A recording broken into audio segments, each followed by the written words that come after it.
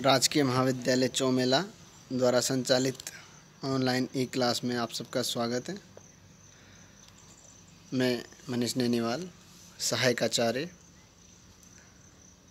यह वीडियो स्नातक तृतीय वर्ष हिंदी के लिए, और हम पढ़ रहे थे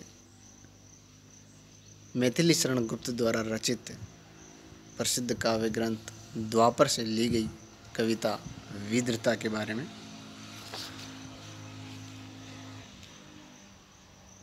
इस कविता का काफ़ी सारा अंश हम पढ़ चुके हैं। विद्रता और उसके पति के मध्य का जो संवाद है, जिसमें गृहस्थ धर्म में पति पत्नी के अधिकारों को लेकर उनके मध्य बातचीत होती हैं, और विद्रता जब कृष्ण और उसके साथियों के लिए कुछ भोज्य सामग्री दान करने के लिए जाती हैं, तो उसके पति द्वारा उसके इस कार्य पर शंका की जाती है, उस पर लांछन लगाया जाता है, उसका चरित्रहीन होने का दोषारोपण किया जाता है, जिससे आहत होकर विद्रता अपने ब्राह्मण पति को, जो यज्ञ कर्म आदि कर्मकांड करता है, के ऐसे आडंबर और पाखंडपूर्ण कृत्यों का विरोध करती हैं और अपने गृहस्थ धर्म के जो अधिकार और कर्तव्य हैं उनकी याद दिलाती हैं। उसी प्रसंग से आगे का अंश विद्रता का कथन। विद्रता कह रही हैं, तुम्हें वेद में नहीं मिला वह, तुम हो वेद ज्ञानी, किंतु वेद का अंत कहाँ है, ध्यान धरो कुछ ध्यानी। कुछ छंदों तक ही परिमित क्या उस अनंत की वाणी, नित्य नित्य नूतन भावों से भूषित वह कल्याणी। विद्रता अपने पति के वेद ज्ञान पर व्यंग्य करती हुई कह रही हैं कि तुम वेदों का पाठ करने वाले, वेदों के मंत्रों का उच्चारण करने वाले, यज्ञ करने वाले होता ब्राह्मण हो, यानी वेदों का ज्ञान तुम्हें है, तुम अपने आप को वेदज्ञ समझते हो, फिर भी तुम्हें वेदों में वर्णित उस परम तत्व परमात्मा के बारे में कुछ भी जानकारी नहीं है, क्योंकि उसका पति कृष्ण को परमात्मा का रूप नहीं मानता और उसका तिरस्कार करता है, उसे चंचल स्वभाव वाला, छेल छोकरा जैसे शब्दों से विभूषित करता है। तब विद्रता विरोध स्वरूप उसके वेद ज्ञान पर व्यंग्य करती हुई ये बातें कहती है कि तुम तो वेद ज्ञानी हो, वेदों का पाठ करते हो, लेकिन जिन वेदों में भी उस परम तत्व परमात्मा का ही रूप का वर्णन है, उसी परमात्मा के विषय में वेद रचे गए हैं, या वेदों में जो कुछ लिखा है यह उस परमात्मा की ही वाणी है, और वह परमात्मा कोई और नहीं, कृष्ण ही है, राम ही है। तो वह कह रही हैं कि तुम्हें वेदों में नहीं मिला वह, तुम हो वेद ज्ञानी, किंतु वेद का अंत कहाँ है, ध्यान धरो कुछ ध्यानी। वह अपने पति के वेद ज्ञान पर व्यंग्य करती हुई कहती हैं कि तुम्हें अपने पर कुछ ध्यान देना चाहिए, अपने ज्ञान पर ध्यान देना चाहिए। तुम वेदज्ञ हो, वेद ज्ञानी समझते हो, लेकिन वेदों को जानने के बाद भी जो वेद उस परमात्मा की ही वाणी है, फिर भी तुम वेदों में वर्णित उस परम तत्व को नहीं जान पाए, या वेदों में वह तुम्हें नहीं मिला। किंतु वेद का अंत कहाँ है, लेकिन वेद का अंत है कहाँ, इसका भी कुछ ध्यान करो।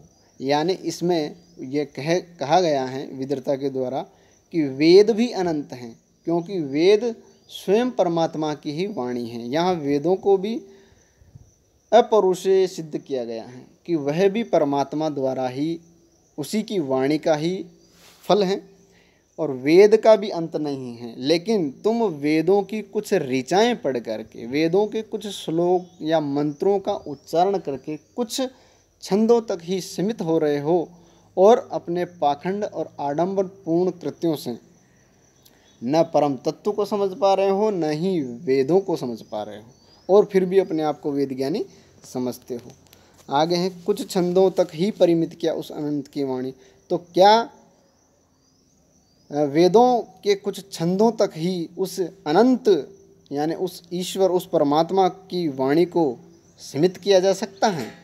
अर्थात तुम संपूर्ण वेदों का जो ज्ञान है, जो वेद हैं, वो सब उस अनंत की वाणी ही हैं, उस परमात्मा की ही वाणी स्वरूप ये सारे वेद हैं। और वेद जो हैं वो भी उस परमात्मा के संपूर्ण जो विराट रूप हैं उसका बखान नहीं कर पाते हैं। यानी वेद भी संपूर्ण परमात्मा के गुणों का वर्णन करने के लिए पर्याप्त नहीं है। वेद भी कम हैं, वेद भी कम पड़ जाते हैं उस परमात्मा के रूप का वर्णन करने में, उस परमात्मा के विषय में सब कुछ बताने में। इसीलिए ऐसा कहा गया है कि वेदों की कुछ छंदों में क्या उस अनंत की वाणी को सीमित किया जा सकता है? अर्थात नहीं किया जा सकता। और जो विद्रता का पति है वह वेदों के कुछ छंदों का अनुसरण कर यज्ञ कर्मकांड आदि कार्य करता था, उस पर ये व्यंग्य है।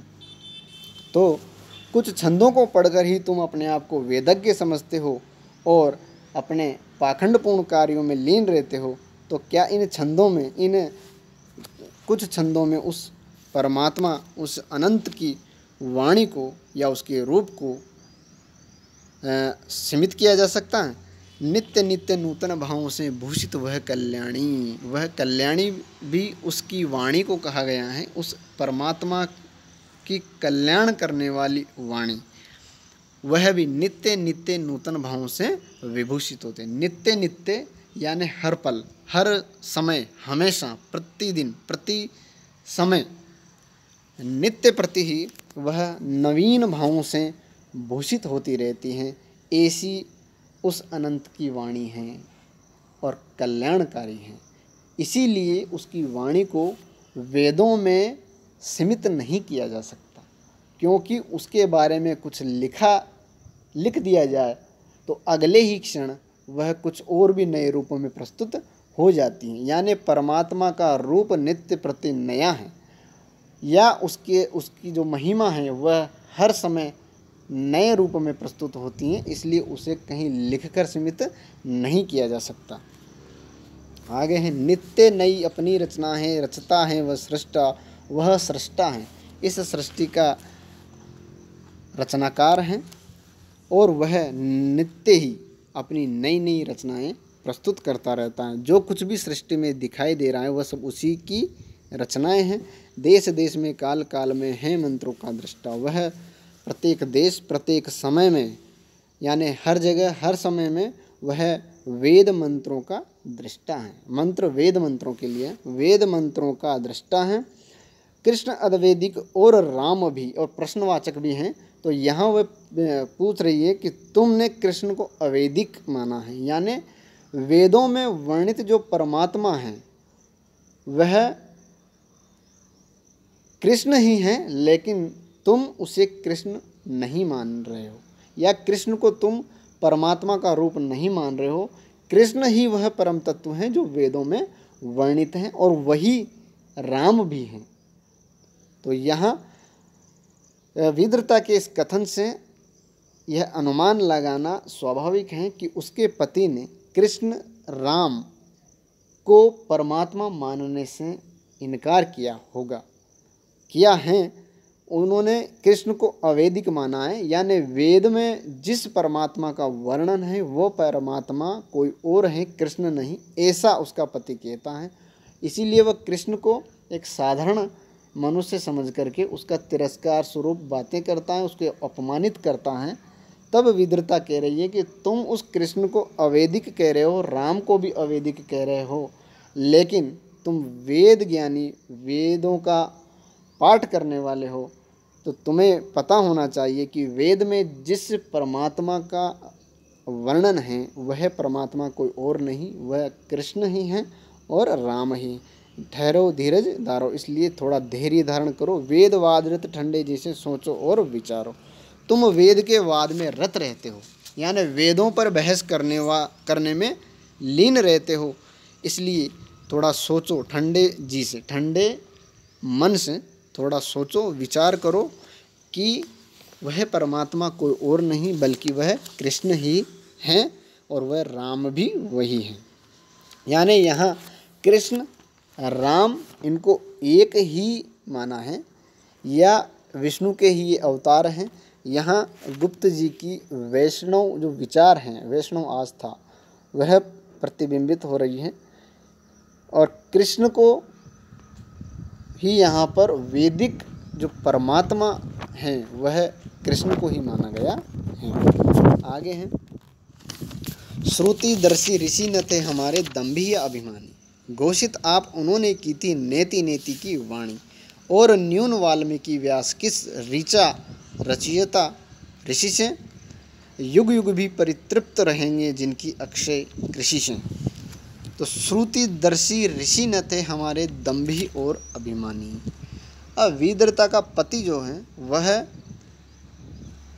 कुछ वेद की ऋचाएँ पढ़कर, कुछ मंत्रों को याद करके ही अपने आप को वेद ज्ञानी समझ करके दंभी स्वभाव वाला हो जाता है और अभिमान करता है, घमंड करता है अपने आप पर।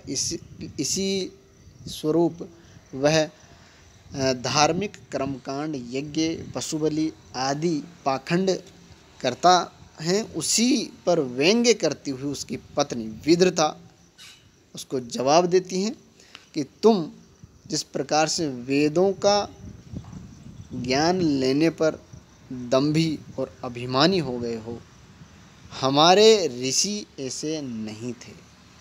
श्रुतिदर्शी ऋषि, श्रुति यानी वेद, वेद दृष्टा जो हमारे ऋषि थे जिन्होंने वेद लिखे या वेदों का मंत्रोच्चार जो करते थे, हमारे ऐसे ऋषि कभी दंभी या अभिमानी या घमंडी नहीं थे जैसे तुम हो।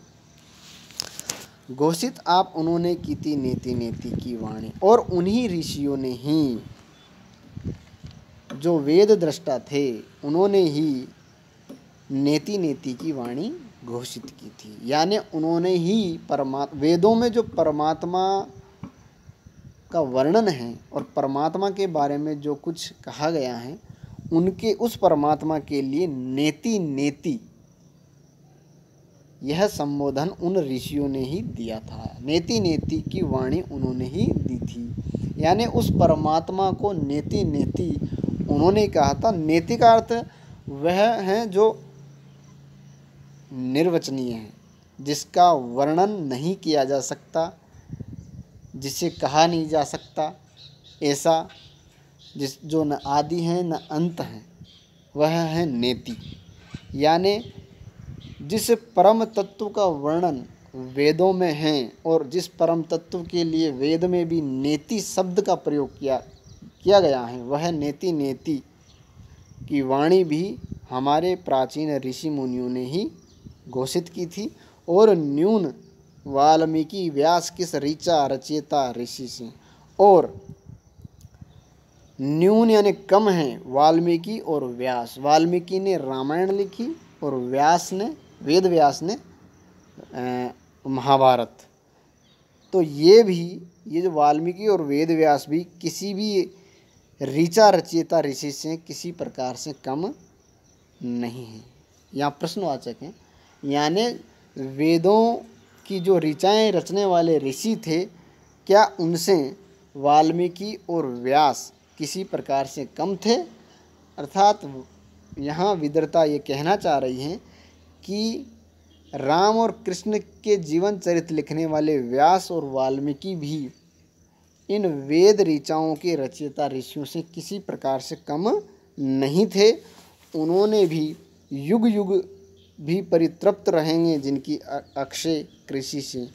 उन्होंने जो बातें या जो भाव, जो जीवन चरित कृष्ण और राम के विषय में लिखा है, उस अक्षय ज्ञान से जो वाल्मीकि और व्यास ने दिया है, उस अक्षय ज्ञान से युगों युगों तक भी मनुष्य परितृप्त होते रहेंगे। यानी उस ज्ञान से, अक्षय कृषि, उस अक्षय ज्ञान रूपी कृषि से जो कभी ख़त्म नहीं होगा, ऐसा ज्ञान उन्होंने दिया था रामायण और महाभारत में। उस अक्षय ज्ञान रूपी कृषि से युग युग भी परितृप्त होते रहेंगे, लाभ लेते रहेंगे। आगे हैं, पाप शांत हो भला राम ने सीता को कब त्यागा, इसे यथार्थ मानता है जो वह है अज्ञ अभागा। राम नाम के नृप को छलकर सुहृदय सीतावर का, घर लुटवाने में भी करता तुम्ही से नर का। अब यहाँ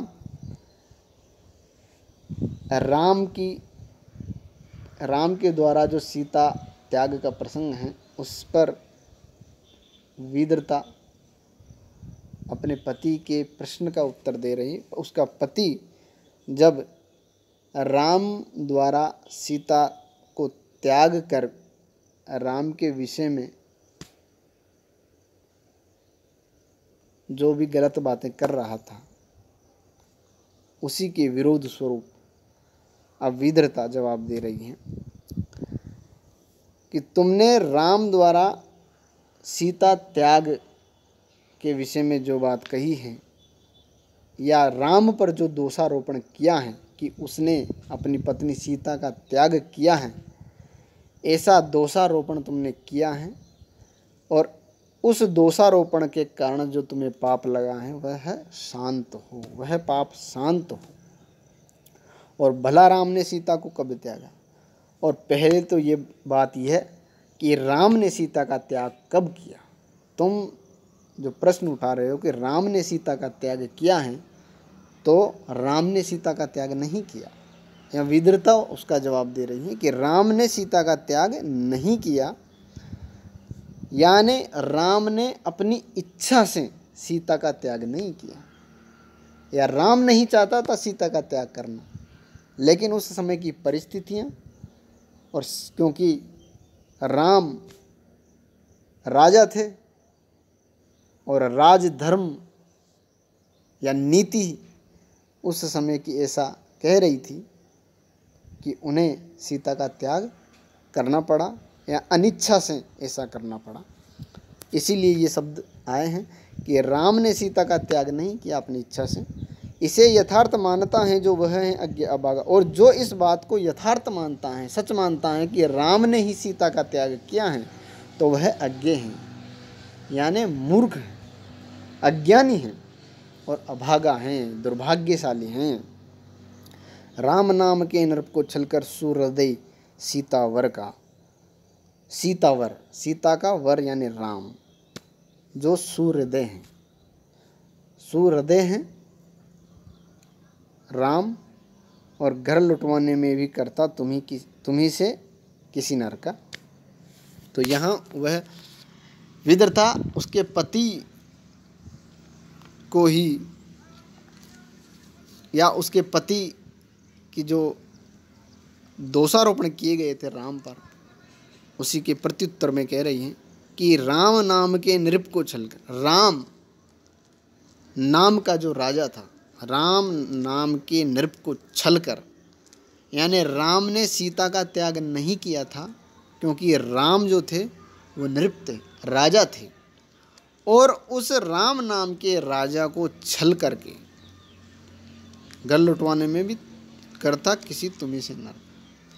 तुम्हारे जैसे ही किसी मनुष्य ने उस राजा को छला था, तुम्हारे जैसे ही किसी नर ने उस राम नाम के राजा को छल करके, उसके धोखा दे करके उसका घर लुटवा दिया था, यानी उसे सीता का त्याग करने पर मजबूर कर दिया था। क्योंकि राजा जो है वह नीति का अनुसरण करता है, राजधर्म का ही अनुसरण करता है, और राजा को छल करके तुम्हारे जैसे ही किसी नर ने सीता त्याग करने के लिए उन्हें मजबूर कर दिया था। सीता के चरित्र पर शंका की तुम्हारे जैसे किसी नर ने, क्योंकि सीता रावण के यहाँ से होकर आई हैं, तो उसके चरित्र पर दोषारोपण किया गया तुम्हारे जैसे किसी नर के द्वारा। और इस प्रकार की बातें कर और राजधर्म नीति आदि का बहाना कर उस राजा को तुमने छला और राजा को अनिच्छा से राजधर्म का पालन करते हुए और जनता की इच्छा पूर्ति के हेतु उन्हें सीता का त्याग करना पड़ा, यानी उन्हें छला गया था। वह तो सूर्योदय था सीतावर, वह राम तो सूर्योदय था, वह कभी अपनी पत्नी का त्याग नहीं कर सकता था। लेकिन उस राजा को तुम जैसे किसी मनुष्य ने छला है और राजधर्म का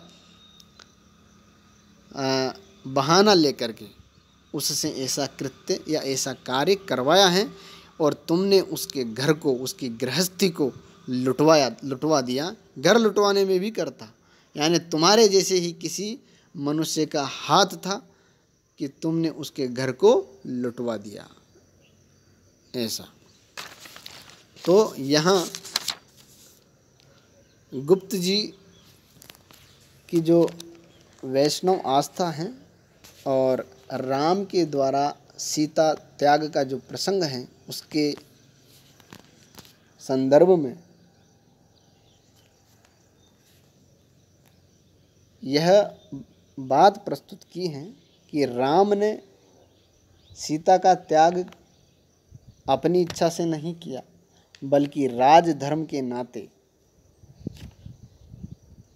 नीति का पालन करते हुए और जनता की इच्छा का ध्यान रखते हुए उसे ऐसा करना पड़ा था।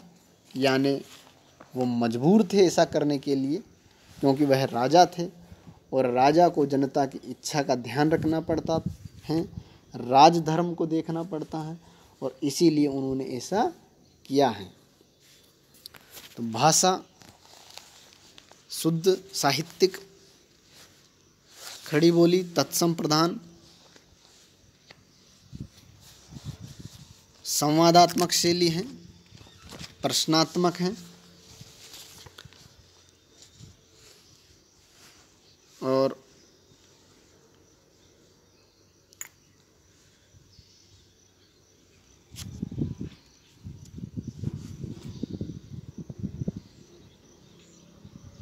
राम के द्वारा सीता त्याग के प्रसंग को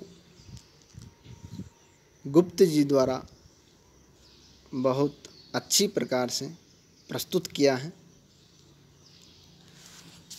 इसमें पांचाली रीति का प्रयोग है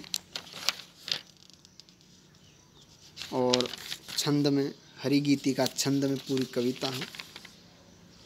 इससे आगे का हंस अगली वीडियो में पढ़ेंगे। तब तक के लिए धन्यवाद।